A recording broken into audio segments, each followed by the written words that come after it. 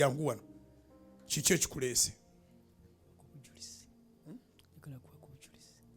ku bujulizi netokaaba tobeera emotion tulera bwoti gwali nze amasiruta mukama waffe yeebazibwe neebaza mukama okundeeta wano nalokoka in 2021 naye okumala ebbanga lyonna lyemaze okuva we nalokoka waliwo ekintu ekyagana okuva ku mutima gwange.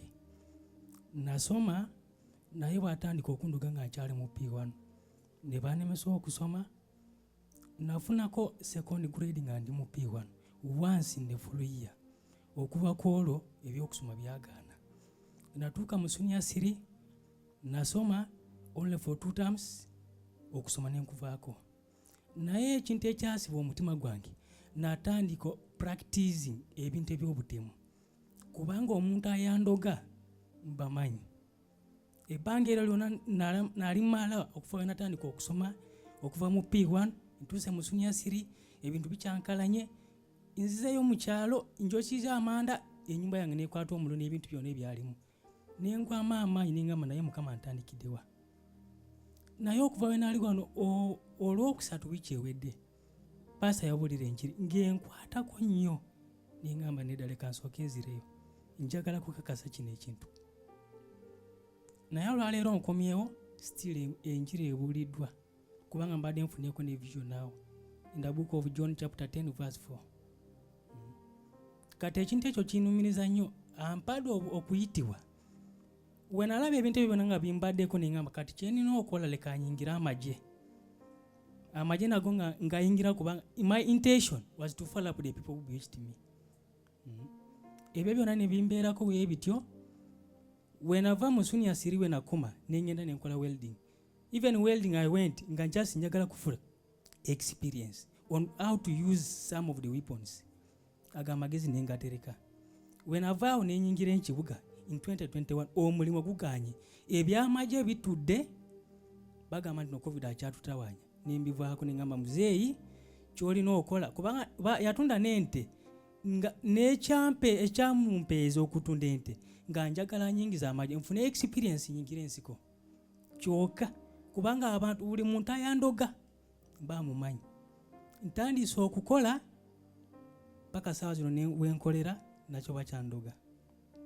Kati ekintu ekinumiza nnyo ngamba nti naye nkoze ntya still ndeka obuweereza mukama byamputiddemu okukola nzireyo nkola amagye kubanga ne bana abandoga mbamanyi ku mulimu wetukolera.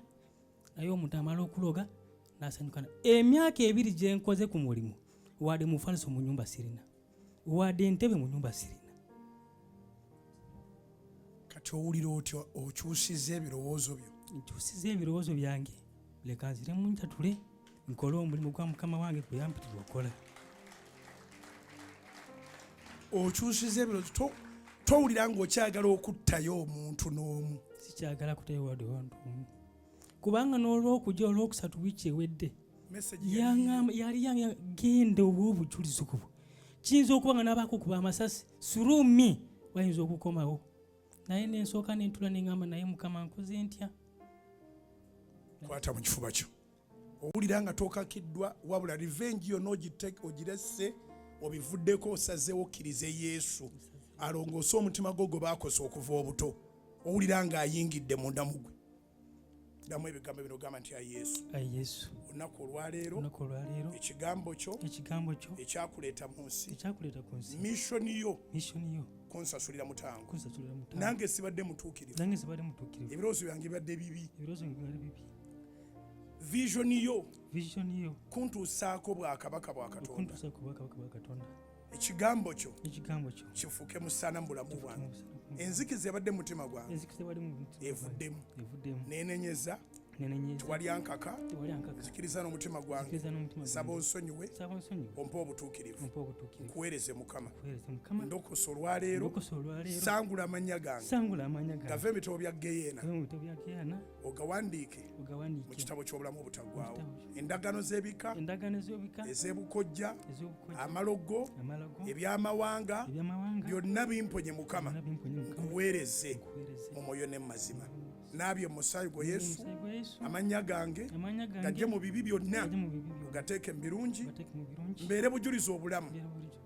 Bw'oli kima ekkanisa Buli Yesu, kimenya ekkanisa Mukama, nange nnyingire eggulu. nange nnyikira eggulu. Amiina.